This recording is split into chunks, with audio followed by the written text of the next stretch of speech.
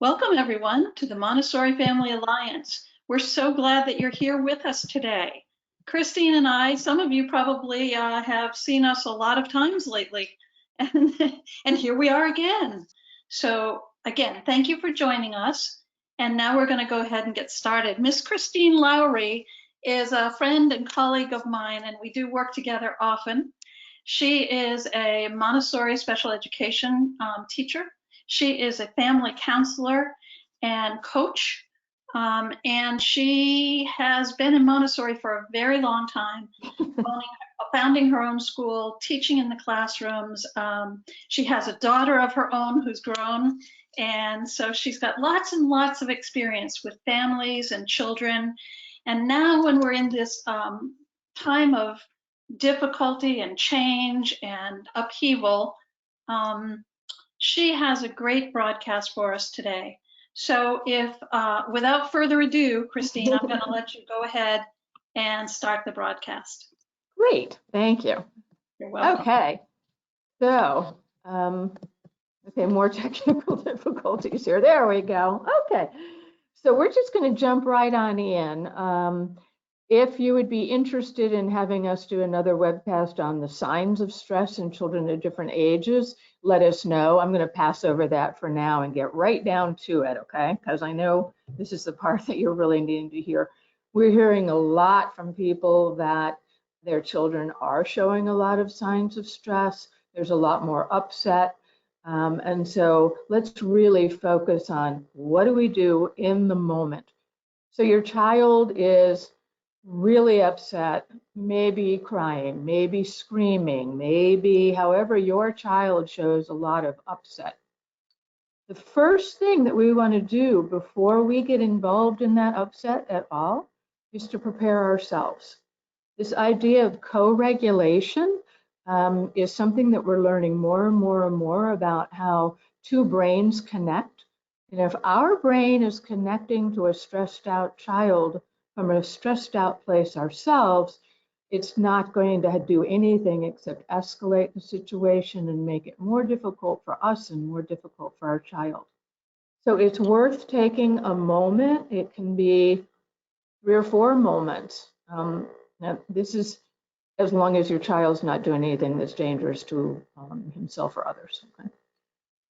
Just take a moment. If you need to close your eyes, if you need to take several deep breaths, maybe you just need to turn your back for a moment.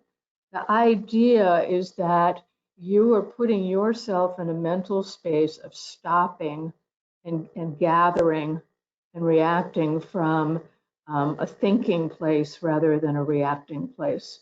So take a few breaths, stop. That will give you a moment to think. What can I do about this and what am I seeing? So when you then are coming from a thinking, observing place, you can get an idea of what kind of upset is this for your child. And you're the expert on your child. You know your child better than anyone. And you can kind of gauge the degree of upset. Let's say it's on a scale of 1 to 5, with 5 being your child is essentially emotionally out of control. The kind of racking sobbing that might go on, or screaming, or maybe even cursing, depending on the age of your child, versus frustration over something that happened in a minor upset. So we're going to stop to prepare ourselves. We're going to think, what am I seeing? And that will help us choose what is the best way that I can support my child at the moment, depending on that level of upset that I'm seeing. One thing that you can do is to just sit near your child. Don't touch, don't talk. Absolutely, we are not going to talk to the child when they're upset like this. But sitting near a child can be very reassuring. You, depending again on the level of upset, depending on your child, maybe just putting your hand on top of your child's hand. You're just letting them know that you're there, that you're waiting, that you're respectful of their feelings, and that you are giving them the opportunity to calm, but you are there. one of the most powerful tools that we have as adults that you can try as an experiment. It really, truly works. We can sync our breathing. We can very intentionally begin to regulate our breath, where we're taking a deep breath in and a deep breath out, and we are slowing our central nervous system. Children will sync to that. Actually, your parenting partner will sync to it too, but you don't need to tell them about that if you don't want them to know that trick. But when people are upset, if the person that's near them is a calming influence, it will begin to calm the central nervous system of the other person. So again, what we're trying to do is respond to what the child is telling us their need is. We're not talking at this point. We're just letting things settle. And that'll give us more time to prepare what's going to come next. So after the storm, after your child has calmed, and let me say that when we give children the opportunity to calm with our presence, but not our telling them how to do it, what they're learning is a very important lifelong skill of self-soothing. In today's language, it's often referred to as self-regulation. And that means that we're letting that child become aware of their own emotions, maybe where they're feeling in their body without saying a word. We're giving the child the opportunity to learn this. And we're giving that child the opportunity to learn that they have within themselves the ability to calm and to self-soothe and to handle frustration. And it's one of the most important things that children at every age can learn. Even if they haven't learned it up to this point, it doesn't matter what age. It's an important skill that we learn to recognize our own emotion and that we be able to regulate that emotion so that we can handle that stress and we can go on to the next part. So after the storm, your child has calmed and you're sitting there and maybe you have your hand on their hand, or maybe you've reached an arm around to give them a hug at this point. Acknowledge that calm with words. I see that you're feeling calmer now. Maybe a smile, but just acknowledging that. We don't have to say good job or any of that. We can just, whew, you're feeling calmer now, aren't you? Then you can work on choosing the next step together. Now, if you have a young toddler or an infant, obviously you're not going to choose the next step together. With an infant, we're going to read their cues. With an infant who's terribly upset, we're going to do the things that so many of us seem to naturally know how to do with an infant, but maybe we forget some of that as our child gets older. The rocking, the holding, the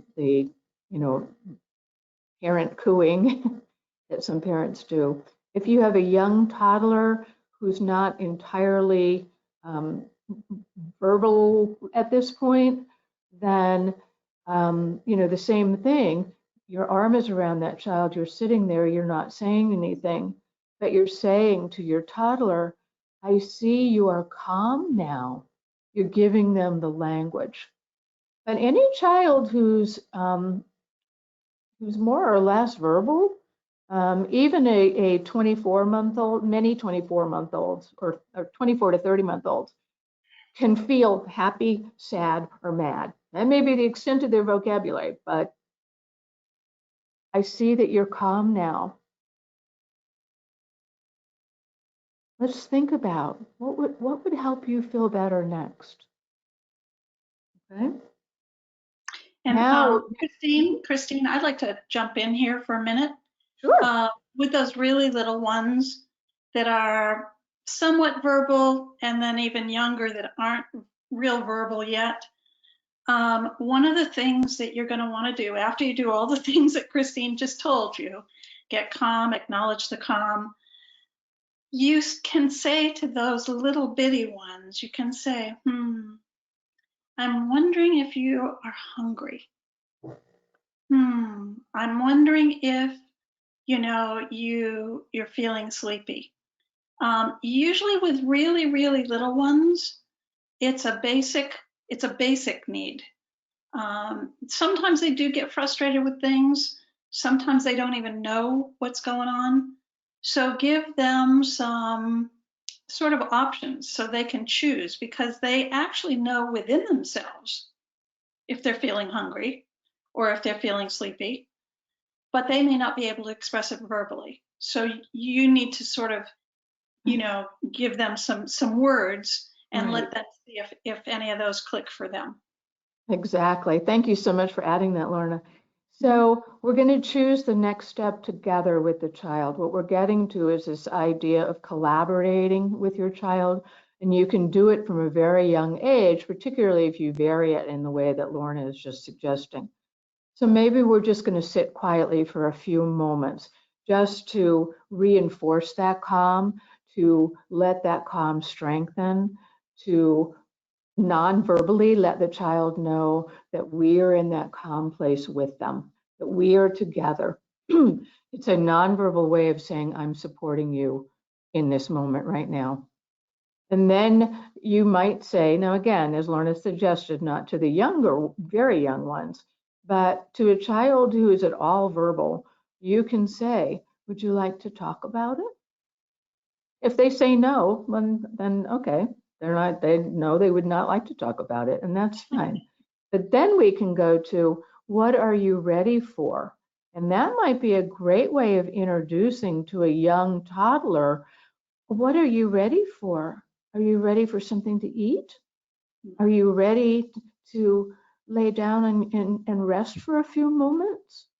Are you ready for? It's giving them, even if they don't understand exactly what you're talking about at a very young age, it's giving them the tool that, again, is going to become a lifelong skill of, I've been upset, I've calmed myself down enough that now I can think about, what am I ready for?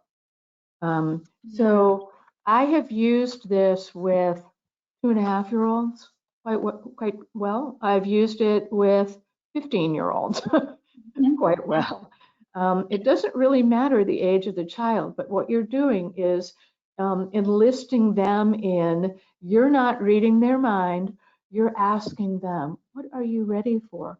It's a way for them to develop emotional awareness and to think about, what do I need to continue to self-regulate in this moment? Mhm. And I'm going Um, to jump in again, Christine, sure, yeah. if you will. Um, I love actually, what are you ready for? I think that's a terrific question. I know sometimes, though, this is a cautionary thing. Sometimes we as adults say, and even in our nicest, calmest, soothing voices, we say, "Oh, I'm wondering why you were so upset." Cautionary: children under the age of 5 often don't know.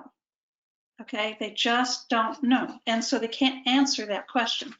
Whereas, what are you ready for is a very different kind of question that they can go, I think I'm ready for a snack,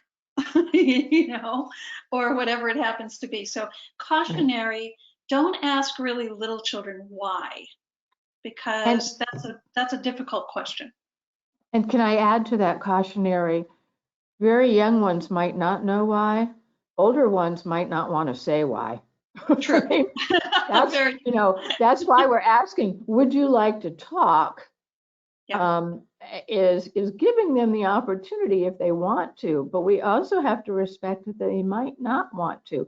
And if any of you on today have teenagers, I lovingly, respectfully, and kiddingly oftentimes say that adolescents are tall toddlers.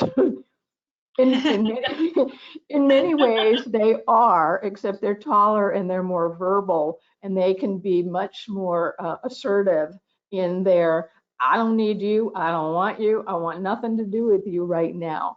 So we just Hmm. bypass that with, would you like to talk? And maybe if you have to, you could say, okay, I respect that. But I want you to know that if you would like to talk at some point, I'm always here for you. Yeah, Okay. that's real But important. what you're ready for, yeah, I like that as a way of helping the child take ownership in partnership with Right, right.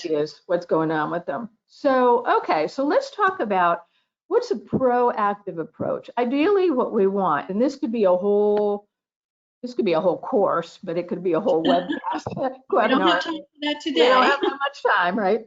So I'll go through the steps quickly. But again, if it's something that you want, put in the chat box. Hey, yeah, I want to hear more about that proactive approach thing.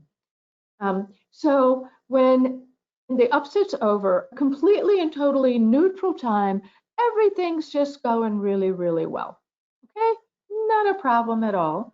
That is a great time if you are seeing your child getting upset over a particular difficulty, let's say, a particular kind of thing. I know oftentimes upsets seem just random and out of the blue, but rarely they are. For most children, there might be 4 or 5 things that kind of set them off. And if we come to them in a time of calm and peace, with the idea that really a child has an upset when they don't know another way to handle something. So Right. if we start with the idea of children are doing the best they can with what they've got, just like we are, right? And there's no perfect parent, and unfortunately, we're all doing the best we can with what we've got. This is an approach for with partnering with your child to find out what what is the problem. So we're going to start by just getting some information from the child. Okay, I've noticed. Huh, got to be real casual like because you don't want the child to think they're in trouble. I've noticed that you seem to be struggling with whatever it is, with turning off your iPad when it's time to set the table for dinner. Maybe that's it. I wonder what are you thinking about that? What's going on with that? I'm really interested in knowing what might be a struggle about that for you. And then we're going to ask a lot of I wonder, I'm curious, can you tell me more questions? And we're doing this at a time when nothing else is going on. When Lorna talks about family meetings, one of the important things about family meetings is that that's what we are doing right now. This isn't a family meeting.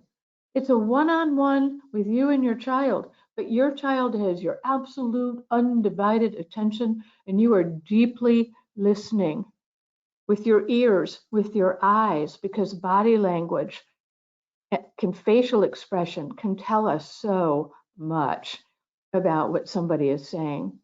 And then we want to reflect what we've heard the child say. So I've noticed that you're struggling with turning off the iPad when it's time for you to set the table for dinner. And your child says something like, let's say, yeah, I just wanted to try to get to that score and I was getting really close and it's hard to turn it off right then and there. So you're listening and your reflection is, so it's hard for you to stop right then and there to set the table because you're trying to get to that certain score. Is that what I'm hearing? And see if your child, if you've heard, you might not. You might ask the child then, oh, well, can you tell me a little bit more so I can understand? So now we've gathered the information from the child, okay? And so now we're going to, maybe at the same time, maybe at a different time, depends on how much your child can handle at one time, right? We're going to identify the problem. I'm concerned that you're struggling with getting your iPad turned off in time to set the table, because if the table's not set, then dinner gets overcooked and we're all hungry and we want to eat at a certain time. So you're just stating, here's what I hear is the struggle. We're not solving problems yet. We're not saying how we feel about it. You notice there's no feeling stuff going on here. It's just we're gathering information, we're identifying what the problem is. Now we're going to come to the place of, let's find some solutions to this together. You know, my concern is that the table's not getting set in time for dinner to be ready, and your struggle is you want to get to that score and not finish the game. So I wonder what ideas you might have on how to solve this problem. Now, I'm using language and vocabulary and voice tone right now that I would use with an elementary age and Yeah. up through high school age child. If I was talking with a 3-year-old, you can do the same thing with a 2.5 or 3-year-old. You just have to use the language and the vocabulary that your 2.5 or 3-year-old child has. So you're hearing your child's ideas for solving the problem and you're reflecting those back. Then you say, well, I'd like to share some ideas that I have. Is that okay? We're partnering. Is that okay? They say no, then like, okay, well, at another time, maybe I'd like to share my ideas with you so that we can come to a decision together about how to solve this problem. So let's say that the two of you agree then on, okay, so how about if I will let you know, I'll give you a reminder maybe, what, 20 minutes before it's time to set the table? Would that give you enough time to finish up that game that you want to finish up? How would you like me to remind you? And putting a plan in action, asking again the child for what kind of reminders they want, what kind of prompting, like how, you know, like little helps. Like, well, if I put the dishes and the silverware on the table, would that give you a little bit more time? I'd be willing to do that for a while. Those kinds of things. What we're trying to do here is to teach our child how to think of solutions for their own problems. Again, it's this very proactive so that we're minimizing the blowups and the upsets, but we're teaching, we're making some changes to the environment that we need to make, perhaps to help our child. We're agreeing with the child on reminders and what kind of prompts what kinds of ways we can support them with that. Okay, I did it, Lorna. I got done. What do you want to add? Excuse me, Christine, I just want to say one more thing. Yeah, go ahead.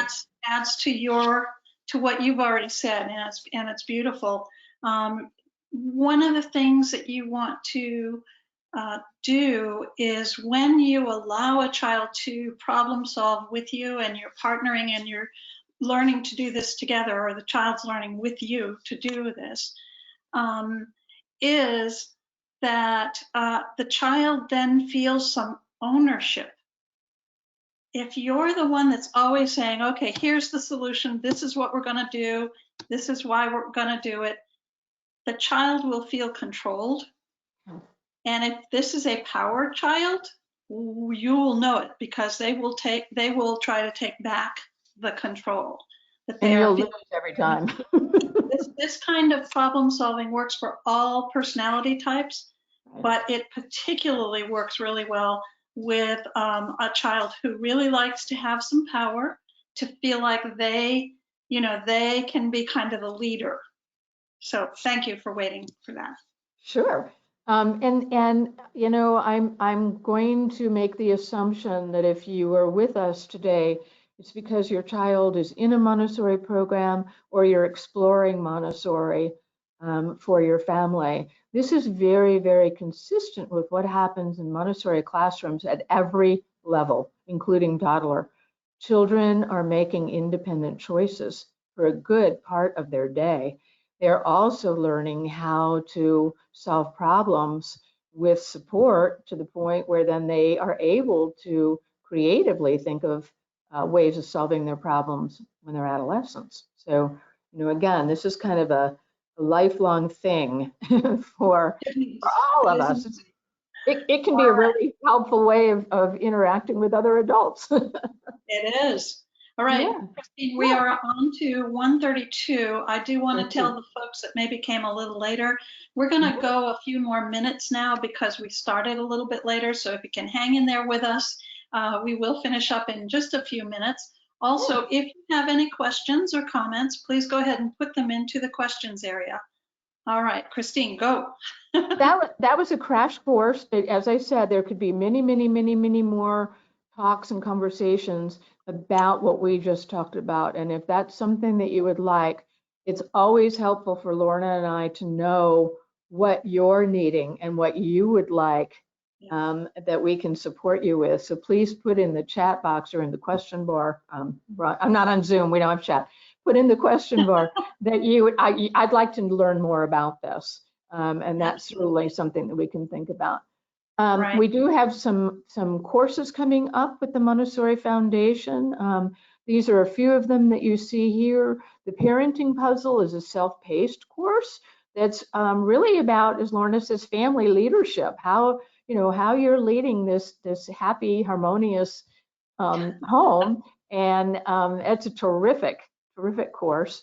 The other three I'm going to be offering fairly soon. What I didn't put on this page is that you may not be aware, and Lorna, please jump in whenever you want to, that the Montessori Family Alliance also has a Facebook group that is a closed group. You have to be a member of the Montessori Family Alliance, but it's a great place to share in conversation, to post questions, to support one another. And and Lorna and I are facilitating that, but it's really a place for you to interact with like-minded parents who see the value and the benefits of Montessori education. So please check that out as well. Yes, but check out a Montessori Family Alliance membership. That would be on www.montessori.org. And once you are a member of that, you can just go to Facebook, find the group, and ask to be invited in. So that's a great group. And it also, Christine, I may have missed this, you may have said it. It's parents, but it's also people like Christine and I who, yes, we are parents. However, our children are adults. And you can go anytime you want to, though, and talk with us, because we will be there. Or if we're not there at that moment, we check that page and we look for, or that group, and we look for if anybody has questions or things like that. So, Christine, thank you so much for coming today. We appreciate it. Thank you.